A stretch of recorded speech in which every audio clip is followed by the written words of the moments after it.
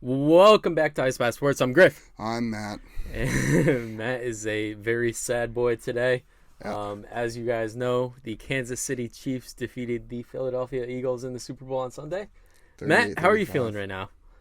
Man, it's a good thing you didn't get my live reaction. I'll just say that if we want to keep this PC and PG. But no, you know what? Whenever your team allows 38 points to the opponent, you don't deserve to win that game. Right. I mean, say all you want about that holding call at the end, the field conditions, whatever. You got to play through the adversity, and I mean the Chiefs, they won fair and square. They were the better team that day. They're the better coach team. It is what it is. That's it. I mean, I don't know. The Eagles. I mean, Jalen Hurts had a phenomenal game. He did. He looked great. He had 4 total touchdowns, 3 rushing, over 70 yards rushing, over 300 yards passing. Yep. He had the second best passer rating in the past 2 decades, the past decade or something like that. Second to only Nick Foles. Yeah. So it is what it is. It sucks. I'm not gonna lie. Losing the Super Bowl sucks. Seeing your team make it so far, and then having that be the ending stinks. But it was a great game. At least you're not a Phillies fan, because Phillies and Eagles fans have been going through it right now. That's true. Yeah, I mean, and then the Philly soccer team there too lost, right? Yeah, people watch that. People watch the MLS. Yeah. Yeah, it's sorry for your loss. I mean, I do have to say it was a very, very good game, a very fun game to watch. Mm-hmm. As a football fan, that I didn't have a preference of who won. It was just an enjoyable game for me. I found myself rooting for the Chiefs just because I had some friends who had big money on it. So I wanted to see them win, but yeah, no, overall, I think it lived up to the hype. You could tell those were the 2 best teams in the league. Mm-hmm. Those 2 teams deserved to be there. And at the end of the day, we had a really good game. Yeah, and I think this is going to go down as one of the best games of the last decade or two, just because of how high scoring it was. I agree. And a lot of fans, especially more of the casual fans that don't watch that often or would like to just watch the Super Bowl, they like offensive heavy battles. Yeah. Nobody likes to see those a 10-7 or 10-3 score. Yeah. Having a 38-35. I mean, I was hammering that over. I had a feeling. I had the under.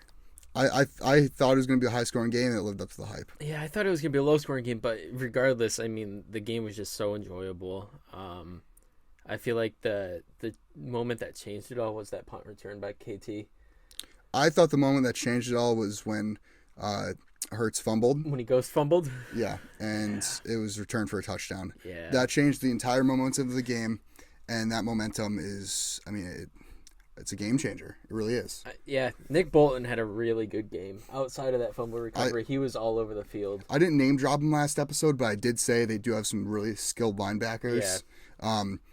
And I was worried about that. That's why I think that they shut down Dallas Goedert for the most part. I think he did have that crazy catch, though. Goedert had I think Goedert played very well. He did, for the opportunities he had. I think the biggest thing that hurt Philly was, 1, the second half defense, and 2, the pass rush. I mean, the KCO line, you got to give them a ton of credit, because they really held up against Hassan Reddick in that pass rush. Well, the thing was, Casey was blitzing, and you had to with the field conditions. Those field conditions were so slippery.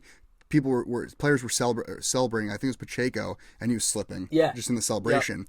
The field conditions were horrible. The NFL needs to address that. You you cannot spend $800,000 on a field for the Super Bowl and have it be that horrible that it affects the play that heavily. Yeah. The only reason they were getting so much pressure was because Spagnuolo was consistently blitzing, which he's known for, but also when you have poor field conditions, you need to blitz, because you're not going to get any pressure off the edge, because you're going to slip and fall, which we saw happen to Josh Sweat and Hassan Reddick all game. I just don't feel like Gannon had a great game plan. especially with the blitz packages and the pass rush. Yeah, I mean, you give Mahomes so much time to throw. We barely blitzed that game. Right. You'd think you'd make the adjustment at the second half of, okay, well, it was working for the Chiefs. It wasn't working for us. What are they doing that we can copy? Because I'm sorry, we're the more talented team on paper. They have Mahomes, they have Kelsey. But other than that, I think we have the advantage at every other position.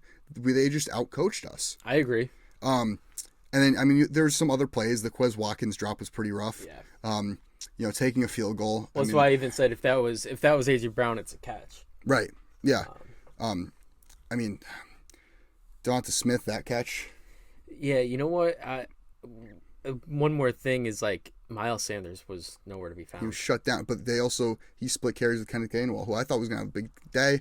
I had a couple prop bets with him having a touchdown, and he almost did in the first drive. It got called back, but it was called back. Yeah, I mean, it was rightfully so. He didn't cross the goal line. Yeah, but even up until like the fourth quarter, Miles Sanders was barely on the field. Yeah, and I think that just goes to show we're not paying him in the offseason. I 100% agree. I mean, you have a top 5 rusher, but I could be a top 5 rusher behind. Well, maybe not behind that offensive line. Yeah, a lot of running backs in the league could be a top 5 rusher behind that O-line. I agree. Which, I mean, I would love to see them go out and get somebody like Bijan Robinson in the draft, where I mean, you're in the position where you could. Right. I mean, 2 first-round picks. Yeah. But we also are losing a lot of players in free agency, just because the way the contracts were set up. We have a lot of 1-year deals. You got James Bradbury. We trade for Chauncey Gardner-Johnson, who's been phenomenal this season. He has 1 year left. Yeah. You got Brandon Graham, Fletcher Cox, Javon Hargrave. I mean, Jason Kelsey will need to re-sign if he doesn't retire. But I could see us being back next year. The Chiefs, on the other hand, I mean, they're building a dynasty over there. Patrick Mahomes. Here's my hot take of the day. I don't even think it's a hot take, actually. Patrick Mahomes is the most talented quarterback to ever play the game. That's what a lot of people said about Rodgers, but Mahomes is definitely showing that off. Talented, yes. I won't say he's the best quarterback to ever play. Yeah. He's trending towards it. He is. But most talented quarterback to ever play the game, I would give it to Pat Mahomes. He has that big playability, and that's huge in the NFL, especially in today's game. I mean, he broke off a 30-yard run on one leg. Yeah. Well, and that's the other thing is I think the injury was a little more fabricated going into this game than I think he was healed 2 weeks ago, because there's no way with a bum ankle he was rushing. He re-injured it though. Did he? Yeah. Oh yeah, big time.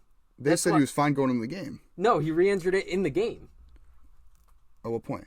In literally right before halftime. He rolled the ankle again. He got landed on. That's why I texted you and said that's the game. Oh wait, you're right, but he was fine though. I mean, he was. Yeah, he was fine. Fine, but it looked worse than it was. Yeah. I know what you're talking about. Yeah, but he came out in the second half and he looked great. Whatever they juiced him up with in the locker room, I mean, it worked. The halftime show is so long, you have the time to let everything set in. But yeah, I don't know, man. Halftime show was great. Halftime show was solid. I used half of it as a pee break and to get another beer, but what I did see was good. Oh, yeah, I was tuned into the whole thing. I love Rihanna. Riri. Yeah. So basically, what a great game. I just want to, yeah. And I think we're lucky for being able to have such a good game. What a great season. And a great season overall. Yeah. I mean, next year should be interesting too. Next year. I think next year should be even better of a season than this year. Yeah. Because you're gonna have a lot of a quarterback carousel this offseason. Caps increasing a lot. Caps increasing. And this upcoming draft class is just going to be so exciting to watch. I think we're in for it next year. Although I just hope the officiating gets better. Yeah, some things never change. Yeah. So this will wrap up our season 1 of the podcast. Yeah, this is the finale, guys. It's episode 22, and it's been such a fun time. Yeah, it's been a heck of a ride, and it really has. Shout out to you guys. Yeah, thanks to everybody that's been tuning in, subscribing, following us on all social platforms at Ice Bath Sports on Instagram and TikTok, at Ice Bath Pod on Twitter, and the YouTube page is the Ice Bath Sports Podcast. Had to plug it real quick. But this will be the final podcast episode, probably until preseason. Yeah, I'd say. Yeah, until August. Yeah, probably until August. But we're not we're not going away completely. No, the grind don't stop. We've got a lot of major plans for the offseason. We have a ton of content coming. A lot your of way. it goes into improving quality of our setup, cameras, lighting, and all that stuff. But we do have a lot of content plans for the offseason. Mock drafts, I know we've done a couple of them so far. We plan on continuing those up until the draft. We've got a lot planned. We've got the How to Fix series. Yeah. So basically, this is something new that we're going to try. We haven't seen anything like it content-wise, so you should definitely stay tuned to the channel. Hopefully, within the next coming weeks, we have the first episode out. But we want to take these franchises, put ourselves in the driver's seat if we're the general manager, if we're ownership, and try to fix these teams in a year. What we would do, what moves we would make to make these teams competitors going into next season. Yeah. I think it's a brand new idea that hasn't really been done before. You see people do these rebuilds in Madden and stuff, but actually breaking it down, addressing cap situations, and turmoil within the team.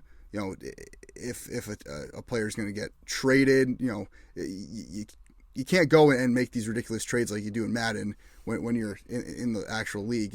Yeah. So some things will be a little different, like do the Jets go after Aaron Rodgers? Derek Carr. Where's he land? Does he land in New Orleans, Tampa? Where's he go? Yeah, so we'll see as we go along, because we're not going to film these all at once. So right. we'll be moving along as free agents sign, as trades are made, and stuff like that. They'll be pretty up to date. Yeah. I think we're going to kick it off. Should we announce who we're going to kick it off with? Well, keep that a surprise. We can announce it. Yeah. We're going to kick it off with the Chicago Bears, the number one pick in the draft. Probably won't stay there, but... Yeah, a ton of cap room. A ton of cap. They're going to be a fun team to fix in this offseason. I really do think that they can become contenders going into next year. Completely agree. So just keep a watch on the Ice Bath Sports YouTube channel. Yeah, and within the next 2-3 weeks, we'll have that first episode pumping out that content. And also the shorts are going to continue. The shorts, the reels, the TikToks, all that. All the short form content that you guys seem to eat up and love. We're going to continue that. We're going to try to diversify that a little bit as well. Yep. We tried a couple different things during the season, but it was hard because we didn't have much time to edit because we were focused on the podcast. Yeah. Look for some more quality content. Yeah, no, I would like to point out, it is tough for us. Like we sit down once a week together. I mean, we both work. We're in school, so for us to sit down, we've got really one content day to where we could pump everything out. So some things are a challenge, but we're looking forward to this offseason. Yeah, we're hoping to go into overdrive a little bit as well. Yeah, we feel like we have a lot of big plans that could really help this take off, and a lot of things that you listeners and viewers are going to enjoy. So if you are one of the people that listen to this podcast and don't watch on our YouTube page, head over to the YouTube page. Check it out. You might like some of the stuff if you haven't seen our short-form content. They would love it. Yeah. If you're a sports fan, especially a football fan, you are going to love our YouTube, especially the content we're going to come out with going forward. So. Yeah, so that's that. And then going into the draft, we have a huge plan that we're still working out. Yeah. We're still in the beginning stages of planning, but we have this huge idea of... It's just a concept right now, but look forward to some updates in the future, the near future. Hopefully, we can start rolling out a big update on this in the next coming weeks. But we want to hold a charity live stream. Yeah, the plan is for a long 12-hour stream with a lot of stuff, a 7-round mock draft, going over draft prospects. Maybe do some challenges. Maybe play some Madden. Yeah. Just anything. And whatever else you guys want and suggest within the next couple of weeks while we work out the kinks of this. But we are looking to partner with a charity, and we will be donating 100% of the proceeds to that charity. Right. So we just think it's a great idea going into the draft. I mean, we're big draft fans, big fans of college prospects. Yep. And so we thought might as well, right before the draft, this is something perfect for us. Yeah. And again, like you said, 100% of the proceeds are going to go to the charity that we choose. We're still working out the details. Can't speak on too much yet, but as we get closer, we'll release more of the details. Yeah, so we will keep you guys posted on all of our social platforms. It will probably take place the Wednesday before the draft. Yeah, the day before the draft. Day before is kind of what we're aiming for, so that is one piece that we will be able to put out there. Yep. So probably, what do we think for start time? Sometime that afternoon. I think we're planning around like either like 1 to 1 or noon to midnight, something around Yeah, the lines of that. So something all day, like throughout the day. If you're bored at work or bored in class, tune in for a little bit. Right. Check us out when you get home. Like we'll be live for we're planning on 12 hours, like I said. So it'll be like an all day thing. It'll be a blast.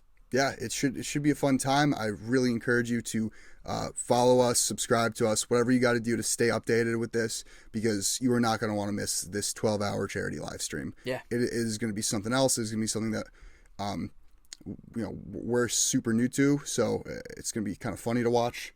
You know, let's try to figure everything out. But again, 100% of the proceeds are going to be going to a charity that we choose in the future. In the future, I say next coming weeks. Yeah, I'm thinking, well, maybe some special guests, get some of our friends on, get some people behind the scenes, check out what we got going on here. Right. It'll be fun. It'll be a great time.